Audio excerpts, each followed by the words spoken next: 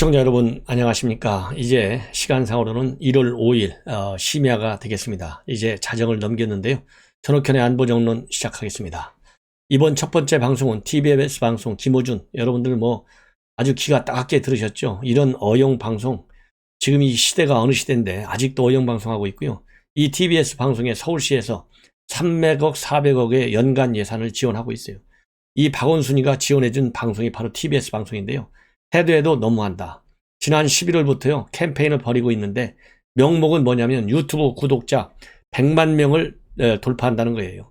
그 캠페인을 벌이는데요, 거기 캠페인에 전부 이 숫자로 일자를 다 넣어버렸어요. 그리고 한국말로는 일한다고 할 때 이걸 넣었어요. 그래서 이 일한다고 할 때 일합시다, 일을 해야 돼, 이젠 일을 하죠, 일은 끝이 없다, 이런 말을 넣으면서 가로치고 일자 옆에 이 숫자로 1을 써놨어요. 이게 뭐겠습니까? 4월 서울시장에서 1번 찍어놓은 것밖에 더 되겠습니까? 그래서 이제 이것이 지난 11월부터 이런 방송을 하기 시작했는데요. 뒤늦게나마 이것이 이제 사전선거운동이다, 그래서 많은 논란을 야기하고 있는데요. 이건 틀림없이 선거운동이 맞을 것 같습니다. 법률적으로는 이제 법률 전문가들이 따져서 필요한 고발 조치를 해야 되겠다, 이런 말씀을 드리겠는데요. 상식적인 눈높이로 봤을 때 이것이 사전선거운동이 아니면 뭐가 사전선거운동이겠어요? 혼란을 조성하고 특정 정당에 대한 지지를 유발시키는 거니까 이건 당연히 사전선거운동 아니겠어요? 그래서 이 사전선거운동, 선관위에서 조속히 조치를 해야 되겠고요. 꼭 신고가 들어가기 전이라 하더라도 선관위가 제대로 일하는, 그야말로 정파성에 치우치지 않고 중립적인 기관이라고 하는 국민의 평가와 명성을 받기 위해서는 이제부터라도 뒤늦었지만은 김어준의 TBS 사전선거운동 저쪽 여부를 빨리 유권 해석을 내려야 되겠다. 그리고 필요한 조치를 취해야 되겠다. 그리고 이 홍보 영상에 나오는 사람들은요, 김어준, 주진우, 김규리, 최일구, 태희, 이런 사람들이 나와서 일을 해야 돼, 이젠 일을 하죠, 일은 끝이 없다, 그래서 이 숫자 1을 써놓고 있고요. 또 다른 영상에서는 역사적인 인물인 에디슨, 그 다음에 프랭클린, 링컨, 테스형, 이런 사진이 등장해서 이 사람들의 어렵과 함께 TBS가 일할 수 있게 당신이 일해 주세요, 이렇게 한국말 일자와 숫자 1을 혼용하고 있다. 그래서 이 4월 서울시장 재보궐선거, 지금 여권이 굉장히 밀리고 있는, 그리고 이 심판 선거를 해야 되겠다는 여론이 상당히 강하게 일고 있는 이 판국에 TBS 이것이 오히려 제가 보기에는 역풍을 일으킬 가능성이 상당히 크다. 왜냐하면 우리 서울 시민들의 이 정치의식과 교육 수준이 이만저만이 아닌데, 김어준만 못한 서울 시민이 유권자가 어디 있겠습니까? 그래서 김어준이 필요한 이 조치를 선관위에서 빨리 내려줘야 되겠다, 이런 말씀을 드리고 싶고요. 그리고 여러분들께서 잘 아시다시피 지금 정인이 사건과 관련된 이 사회적인 이 역풍이 이만저만이 아닙니다. 그래서 16개월 만에 이 양부모한테 입양이 됐다가 그야말로 학대에 못 이겨가지고 이 경찰에 3차례에 걸쳐서 신고를 했지만은 경찰이 무시하는 바람에 결국은 숨을 거두게 됐어요. 그래서 지금 여야를 막론하고 이 정인이 문제를 사건으로 인해서 입양가정과 관련된 입양아 보호 문제가 이제 사회적으로 가장 큰 현안 중에 하나로 등장하게 됐고요. 그래서 이 노웅래 의원은 이 아동학대 형량을 늘리는 이 정인이법을 만들겠다, 이렇게까지 나오고 있고, 이제 대통령이 뒤늦게지만은 이 입양아에 대한 인권 보호 차원에서 필요한 후속 조치를 강구해야 되겠다, 이런 이 대통령의 지시까지도 있었다. 그래서 이 현 문재인 정권은요, 꼭 일이 터지고 나면 뭔가 하려고 하는 그런 이 뒷북치는 행정만 계속하고 있는데, 문재인 대통령도 마찬가지다, 이런 말씀을 드립니다. 예.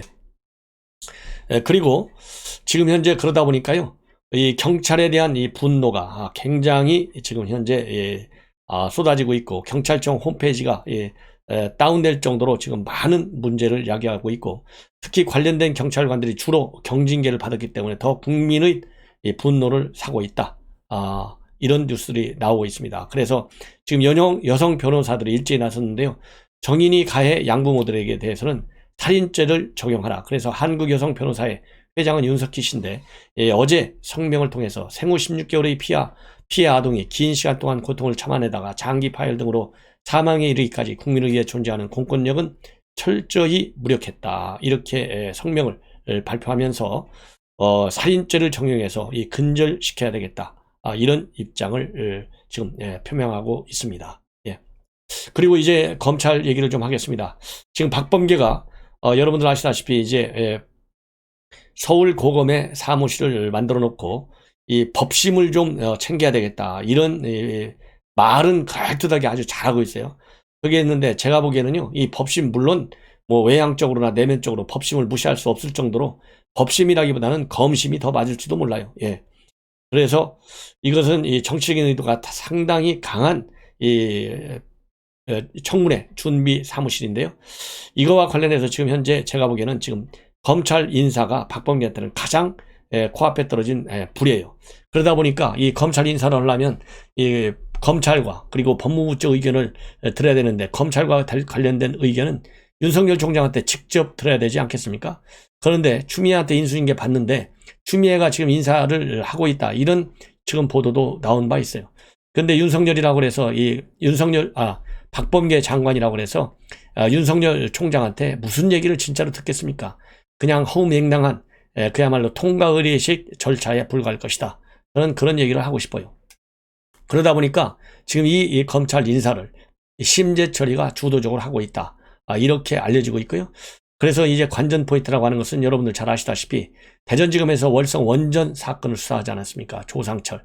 대전지검의 이두봉 검사장. 그 다음에 서울고검에서 윤석열 총장에 대한 수사 감찰 문제. 그 다음에 추미애 아들 문제들이 전부 현안으로 걸려 있고, 정진웅 독직 폭행 사건과 이 수사 사건도 거기에 걸려 있어요. 그래서 서울고검이 지금 현재 살아있는 권력에 대한 수사권을 지금 갖고 있는데, 그러다 보니까 서울고검장 조상철 지금 이미 정진웅 폭행과 관련해서는 불구속 기소 조치를 내렸거든요. 이것이 여권에 지금 밉상이 되어버렸어요. 그래서 조상철이 운명이 어떻게 될 것인지.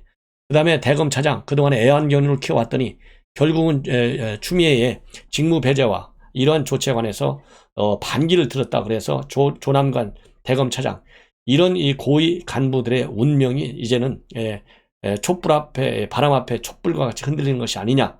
그래서 이런 사람들에 대한 인사가 굉장히 지금 관전 포인트가 되고 있고요. 그 다음에 윤석열 총장의 징계와 관련해서 앞장섰던 애완견들, 심재철이, 그 다음에 이 한동수 감찰부장, 그 다음에 이종근 형사부장, 그 다음에 박은정 감찰 담당관, 이런 사람들이 또 어떻게 될 것인지, 또 추미애의 반기를 들었던 유혁 이 감찰관, 이런 사람들의 운명. 그래서 이 추미애 이 애완견 역할을 했던 검사들이 또 더 영전을 할 것인지, 아니면은 그래도 민심을 달래기 위해서 조금 자리를 비껴주는 그런 이 꼼수를 부리는 인사를 할 것인지가 관전 포인트이고, 그래서 이번 검찰 인사가 윤석열 검찰이 넘어서야 할 3대 장애물 중에 제일 큰 장애물로 나와 있다. 그리고 이제 두 번째로는 이제 공수처예요. 왜냐하면 공수처는 공수처 법상으로 공수처가 이 수사권을 뺏어올 수 있어요. 언제든지. 이 강제법으로 되어 있습니다. 공수처법 24조에 공수처장이 수사처에서 하는 수사가 적절하다고 판단해서 이첩을 요청할 경우에는 해당 수사기관은 반드시 응해야 된다. 그래서 강제 이첩권을 적시해 놓고 있어요. 그래서 지금 현재 살아있는 권력 사안으로 되어 있는 울산시장 선거, 월성 원전 사건, 라임옵tim스 사건, 그래서 현재 윤석열 총장 이 휘하에 있는 이러한 정권 비리의 핵심인 사건들을 공수처가 과연 뺏어갈 수 있느냐. 뺏어갈 때 윤석열 총장은 법적으로 이거를 거부할 수가 없어요. 무조건 줘야 돼요. 이런 것들을 과연 어떻게 넘어설 것인지, 이것이 또 관전 포인트 장애물 중에 하나다. 그 다음에는 이제 박범계도 사실상 추미애의 똑같은 복사판이지 않습니까? 그러다 보니까 박범계가 추미애가 행하였던 윤석열 총장 죽이기, 식물총장 만들기, 이러한 작전을 과연 어느 정도나 또 펼 수 있을지, 거기에 대해서 윤석열 총장은 어떻게 대응할 것인지, 이것이 이 세 번째 장애물이 된다. 근데 제가 보기에는요, 전에하고 다른 게, 전에는 이 청와대, 그야말로 이 민정수석의 역할이 눈에 보이지 않게 별로 알려진 게 없어요. 만약에 민정수석이 뭔가 작업을 했으면은 지금 언론들이 쌍심지를 키고 지금 딱 지켜보고 있잖아요. 뭔가 한 줄이라도 나왔어야 되는데, 이 김정호 민정수석이 한 일이 없어요. 그 전에 민정수석도 마찬가지입니다. 둘 다 감사원에서 왔잖아요. 그러다 보니까 이 추미애 동무대가 됐어요. 추미애가 완전히 주연의 동무대가 됐고, 뒤에 감독은 숨어 있었는데 그분은 당연히 문재인 대통령 아니겠습니까? 그런데 이번에 이제 민정수석이 달라졌다는 점이 굉장히 큰 차이점이에요. 물론 추미애라는 사람이 뒤로 가고 박범계가 나왔고, 그다음에 공수처장이 새로 생겼다.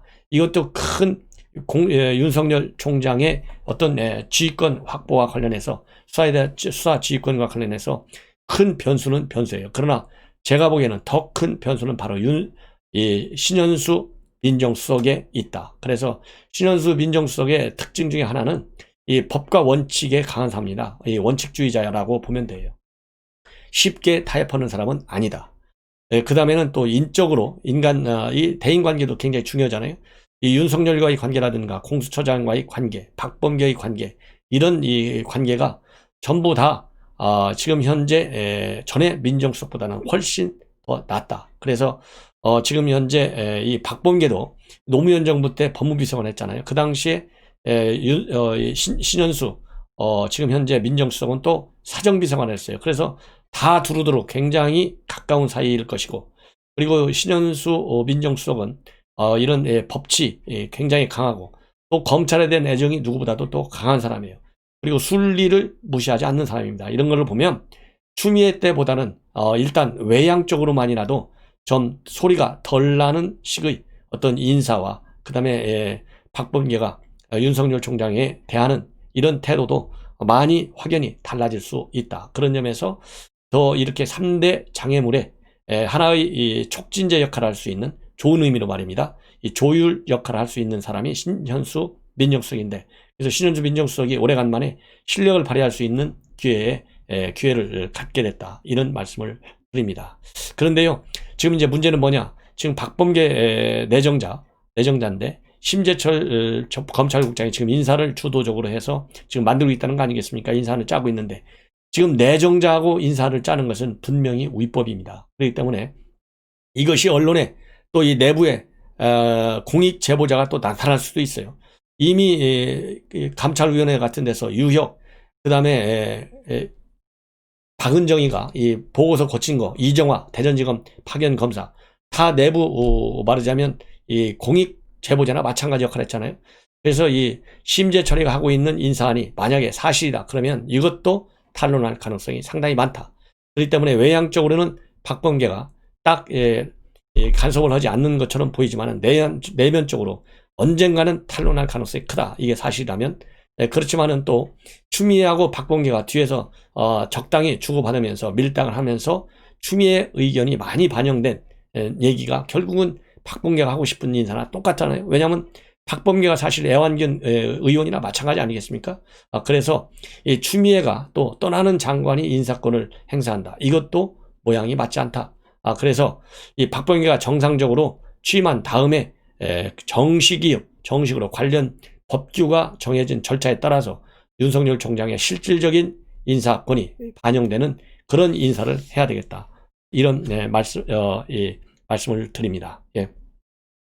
그런데 현재 1월 30일 날 평검사 인사는 예정되어 있고 예고된 상태에 있는데요. 이 고위검사 인사는 평검사보다 먼저 하는 경우도 있고 또 뒤로 하는 경우도 있다. 이런 말씀을 드립니다. 예. 이제는요, 이 박원순 시장 이런 사태와 관련해서 지금 도마 위에 올라와 있는 사람들이 여러 명 있는데요. 바로 대표적인 사람이 바로 남인순 의원입니다. 이 남인순 의원이 결국은 여성단체, 한국여성단체 연합의 김영순 대표로부터 이 얘기를 듣고, 이 김영순이가 남인순이는 이명순 젠더 특보에게 알려줘가지고, 이명순 젠더 특보가 결국은 박 시장한테 알려줘서 이 박원순의 피소 사실, 예정 사실을 사전에 전부 다 제보해 준 사람이 바로 남인순이에요. 그러다 보니까 남인순에 대한 이 비리 의혹을 캐기 위해서 이 민간단체에서 이 피소 유출단체 한국여성연합 이런 데에 서울시와 여성가족부에서 과연 보조금을 얼마나 줬는지 그 내역 정보 공개를 청구했다. 는 지금 보도가 나와 있습니다. 그리고 한국여성단체연합 상임대표 김영순 이전의 상임대표는 또 남인순이었어요. 이러다 보니까 자기네들끼리 그야말로 이 피해자 변호인 측에서는 상의하려고 한국여성단체연합 상인대표한테 전화를 걸어서 물어봤는데 그것이 싹 다 새버린 거예요. 그러다 보니까 이것이 다 알려지니까 이 김영수는 이 관련 정부 이 위원회에서 전부 일단 사표를 냈습니다. 국무총리 소속 양성평등위원회 사표를 냈고요. 그 다음에 여성가족부 산하 한국여성인권진흥원, 대법원 양형위원회 위원, 대통령 직속 일자리위원회 위원 이런 데서 일단 사의를 표명했고요. 지금 현재 한국여성단체 연합에서는 죄송하다는 성명을 발표했는데요. 김영수는 아직 얘기를 하지 않고 있어요. 끝까지 한번 버텨보는 건지 알 수가 없고요. 이러다 보니까 국민의힘 야당 측에서는 기자회견을 통해서 남인순 사퇴하라 이렇게 지금 주장을 하고 있고요.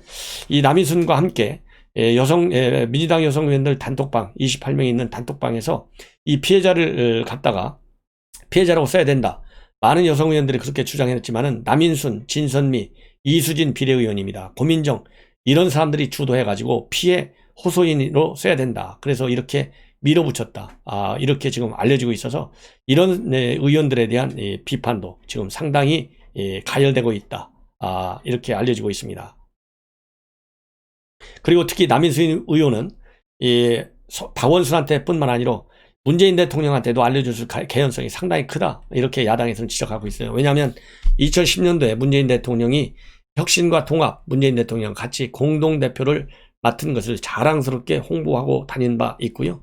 그리고 이 문재인 대통령이 대선 후보였던 2012년 민주당 비례대표로 19대 국회의원 공천을 받은 바도 있다. 그래서 당연히 문재인 대통령에게도 알렸을 가능성이 상당히 크다. 이렇게 야당 의원들이 일제히 비판하고 나섰습니다. 그래서 이제 지금 말씀드린 대로 피해 호소인이라고 주장하는데 동참한 이 의원들 반드시 다음 선거에서 여성 유권자들이 심판해줘야 되겠다. 그런 의미에서 다시 한번 이름을 대겠습니다. 남인순, 진선미, 이수진 비례대표입니다. 그 다음에 고민정 이 네 사람에 대해서는 반드시 유권자들께서 양식의 깨어있는 유권자들께서 반드시 심판하시라 이런 말씀을 드립니다. 그 다음에 윤건영이가 역시 왕 의원은 맞은 것 같아요. 뭐 청와대 왕수생이 누구다 이런 얘기도 나오지만요. 국회의원도 같은 국회의원이 아닌 것 같아요. 왕 의원이에요.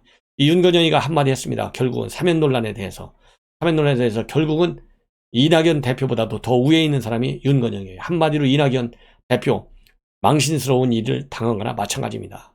윤건영이가 뭐라고 얘기했냐면 당은 분명히 입장을 정리했다. 사면은 이낙연 의원의 대표의 소신이지만 문과 역지를 말아라.